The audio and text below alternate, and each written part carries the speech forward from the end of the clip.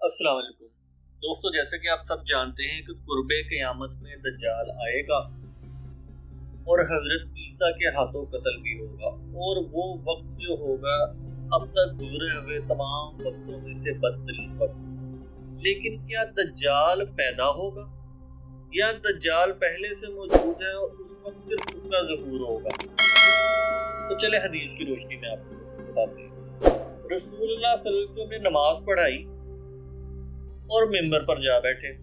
आप सिर्फ मुस्कुरा रहे थे। रसूलुल्लाह सल्लल्लाहु अलैहि वसल्लम ने फरमाया, हर शख्स अपनी जगह पर बैठा रहे। फिर फरमाया, क्या तुम्हें मालूम है मैंने तुम्हें क्यों इकट्ठा किया है? लोगों ने अर्ज किया, अल्लाह और इसके रसूल सल्लल्लाहु अलैहि वसल्लम ज्यादा जानते हैं। आप सल्लल्लाहु अलैहि वसल्लम ने फरमाया, मैंने तुम्हें जहन्नम से डराने और जन्नत का शौक दिलाने के लिए नहीं इकट्ठा किया है, बल्कि मैंने तुम्हें ये बतलाने के लिए इकट्ठा किया है कि तमीम दारी ने, जो नसरानी शख्स थे, आकर मुझसे बैत की है और इस्लाम ले आए हैं।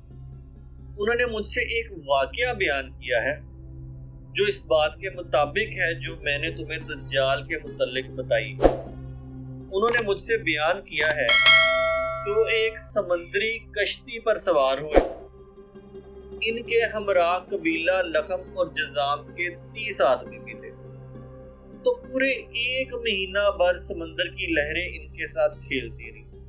मतलब वो कभी यहाँ कभी वहाँ लहरें उनको भटकाती रही। फिर सूरज डूबते वक्त वो एक जजीरा के पास जा लगे। मतलब जब उस जजीरे के पास पहुंचे तो उस वक्त सूरज गुरूब हो रहा था। वहां से छोटी छोटी कश्तियों में बैठकर जजीरे में दाखिल हुए। वहां इन्हें एक लंबी दुम और ज्यादा बालों वाला एक जानवर मिला। लोगों ने इससे कहा, कमबख्त क्या चीज है? इसने जवाब दिया, मैं जसासा हूँ।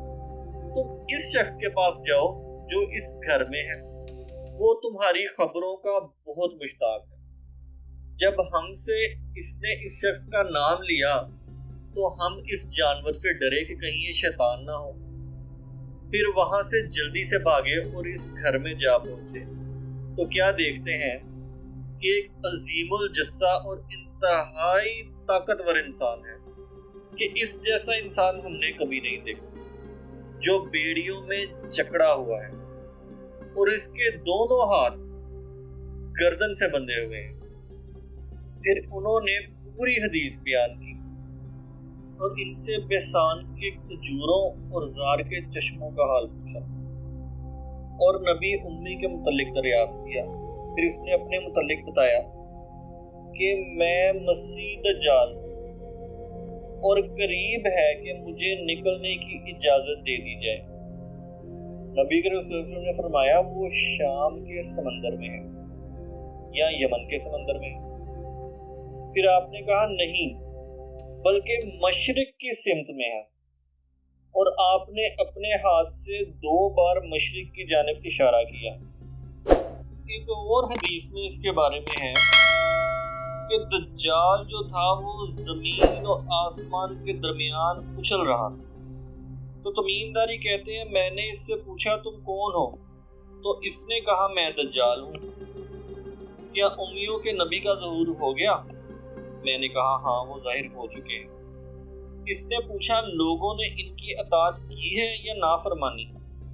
मैंने कहा, नहीं, बल्कि लोगों ने इनकी अताअत की है।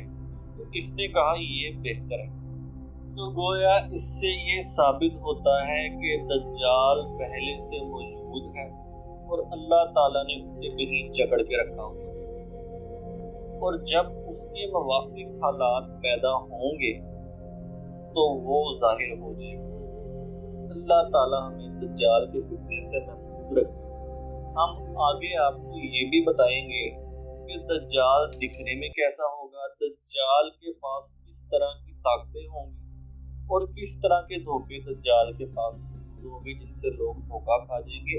ऐसी सूरत में रसूलुल्लाह सल्लल्लाहु अलैहि वसल्लम ने क्या हुक्म दिया है वो भी हम आपको आइंदा वीडियोस में बताएंगे।